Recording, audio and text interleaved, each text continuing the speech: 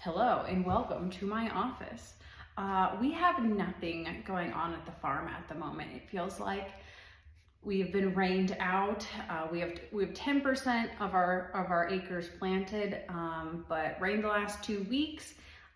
More rain tonight. Forecast is not looking optimistic. So I have been racking my brain trying to come up with things to do so I feel like I'm being productive. So I decided I'm going to give you guys a little recap of how speaking at the Ohio FFA State Convention went.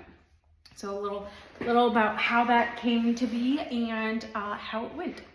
So I was on the Ohio AgNet. The Ohio AgNet. They do like some interviews and stuff, and it went up.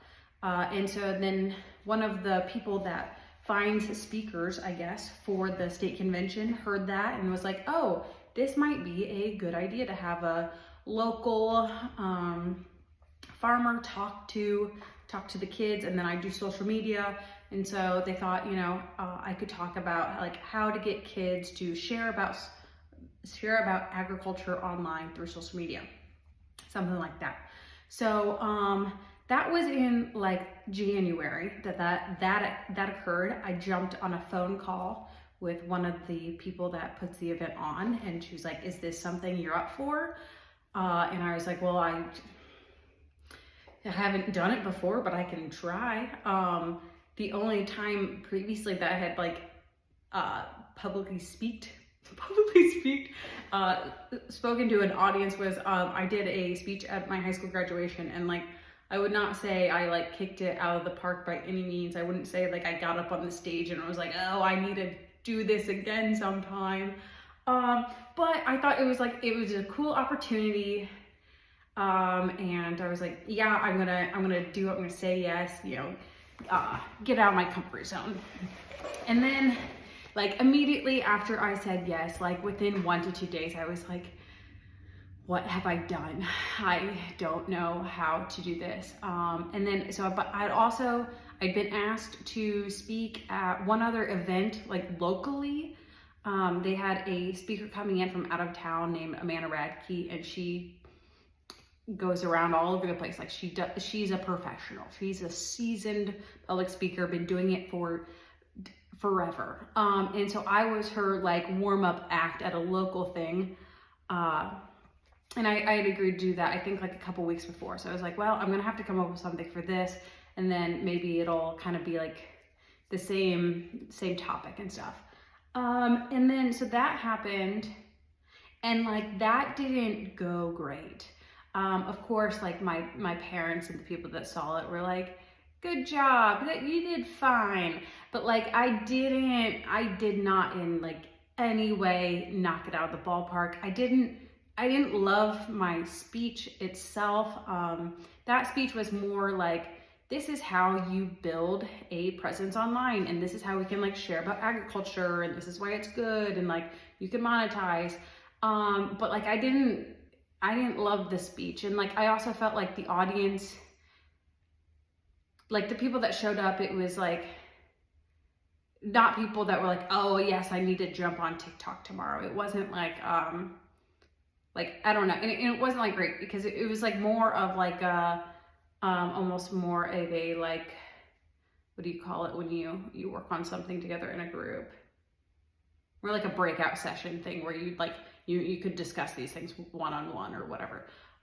So that happened, and like I was terrified on stage.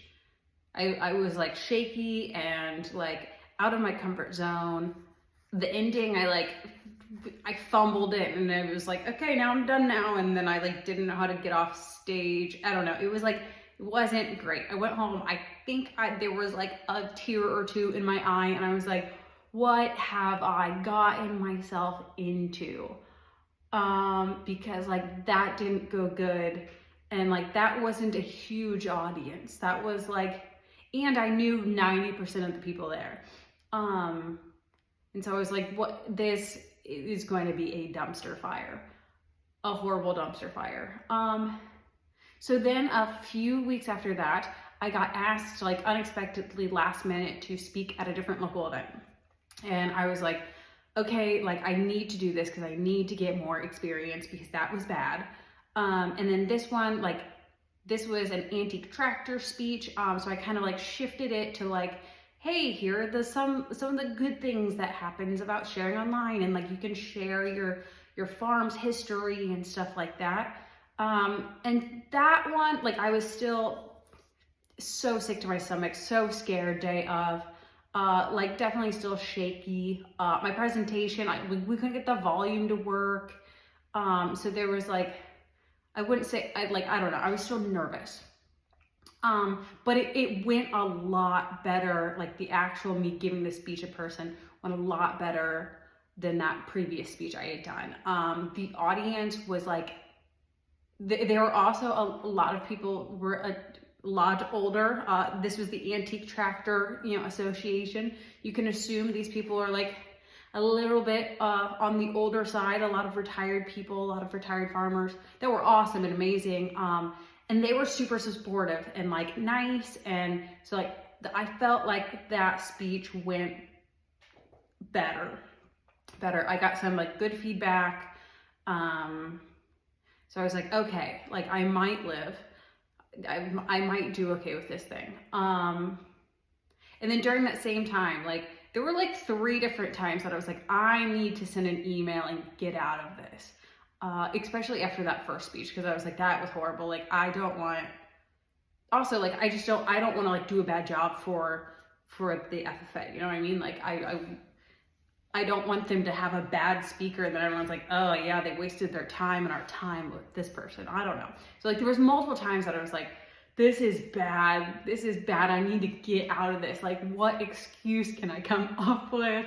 I gotta get out of this. And multiple times my mom like talked me down. I was like, no, this is gonna be fine. You're gonna be fine. And so then I was like, I don't want, like, what am I going to talk about? Because I didn't want to go and talk to all the kids about like spending more time on social media, because I, like myself, I spent a concerning amount of time online. And I was like, I just don't think it's a good thing to like tell all these young kids that are like, oh, like start posting on social media so then you can compare yourself with the numbers and the likes and the comments and like while you're not growing and like all these things. So I shifted my presentation. I was like, okay, like I just need to get something good on paper, and like if it's a topic that I really like maybe I'll feel more confident giving it out loud. So the gist of the speech, and I'll like link, I don't know how to do that.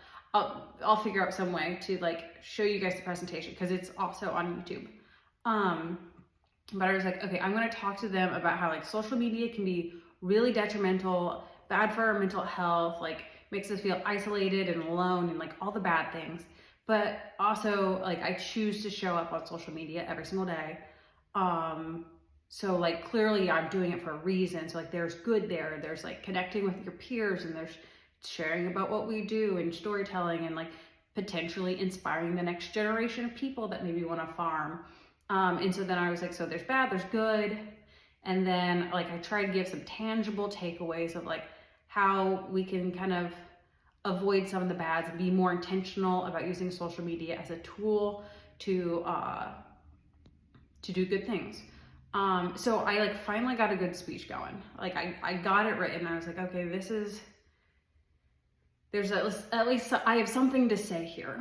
And then that made me feel a little bit better. But like I'm telling you, like since January, like every moment that I was like, I can relax. I was like, got that speech to do.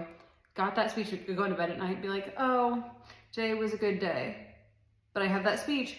Like just never ending worrying about this thing. And like as the days got closer, I was like just getting more nervous and more nervous. 2 weeks before it, I went to my local school where I took FFA.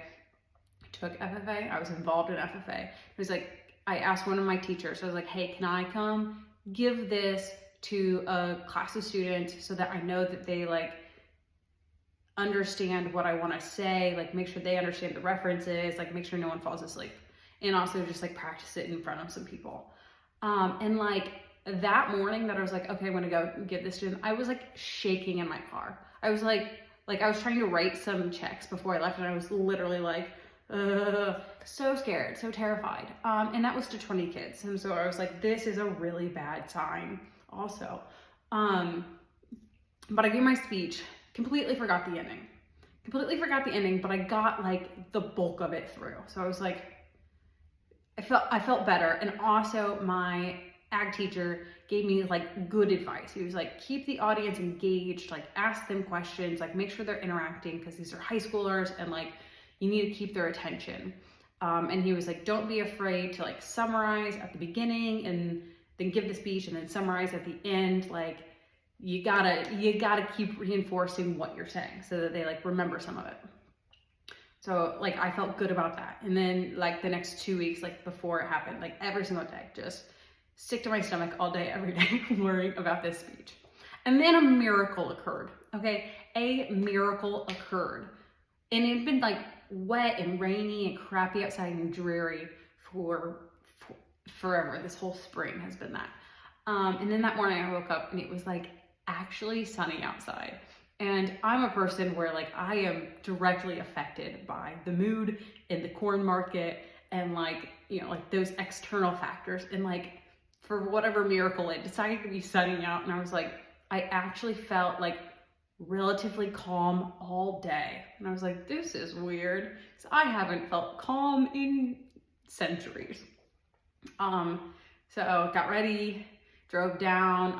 I live like an hour and 15 minutes from where the speech was at. Immediately when I pull into the parking lot, my ag teacher just happens to be walking through the parking lot. So that was nice.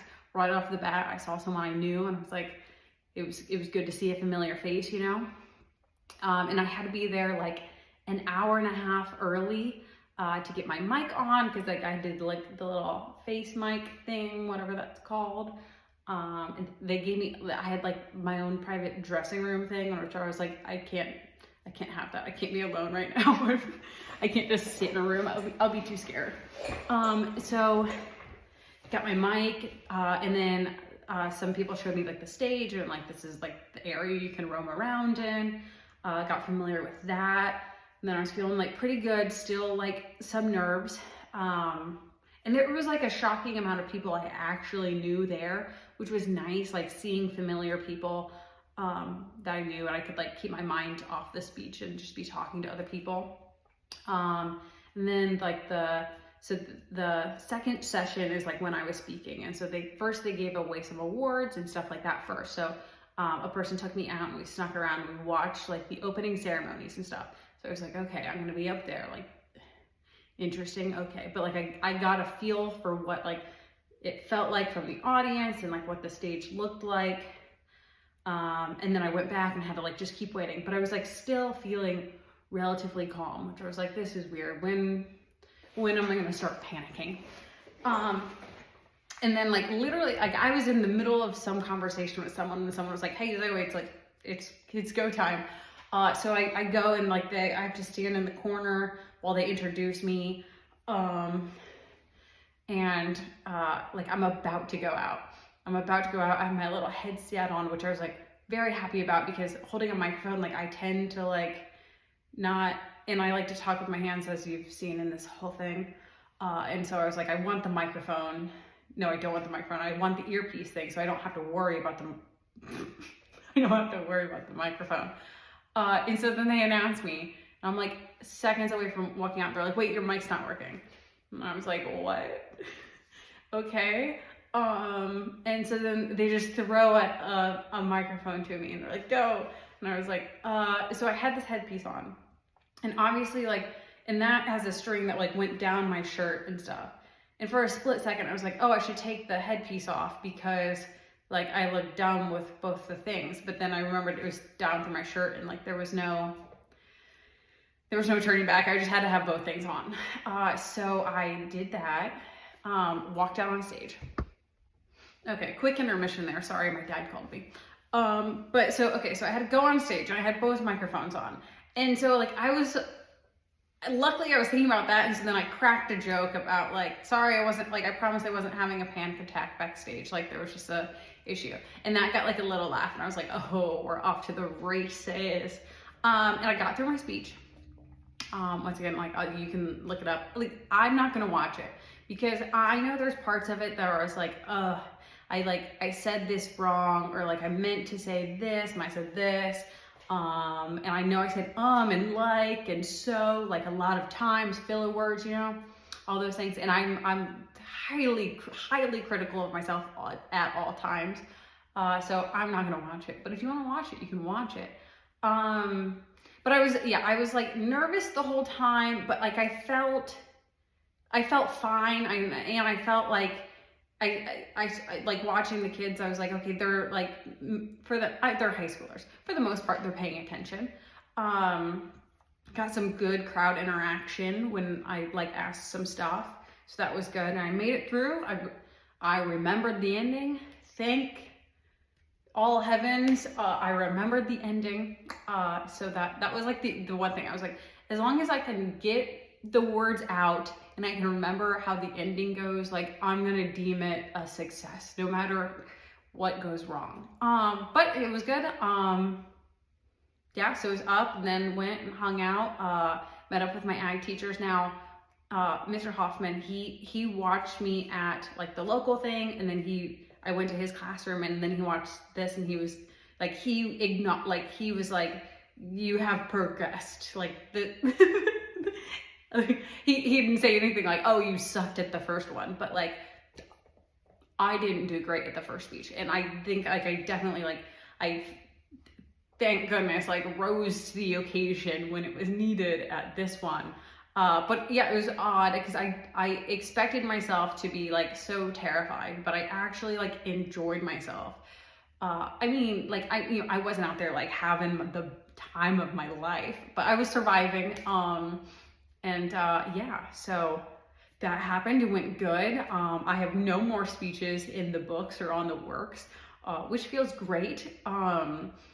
I don't think I'm gonna like launch a public speaking career anytime soon, but like I didn't hate it. So like, I don't know, if someone asked, your girl is in the business of trying to do the side hustle situation.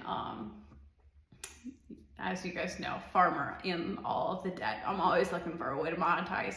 Not saying that I'm gonna like go out and try to public speak all the time, but if the opportunity presented itself, I would probably say yes in the future. So that's my recap. Yeah.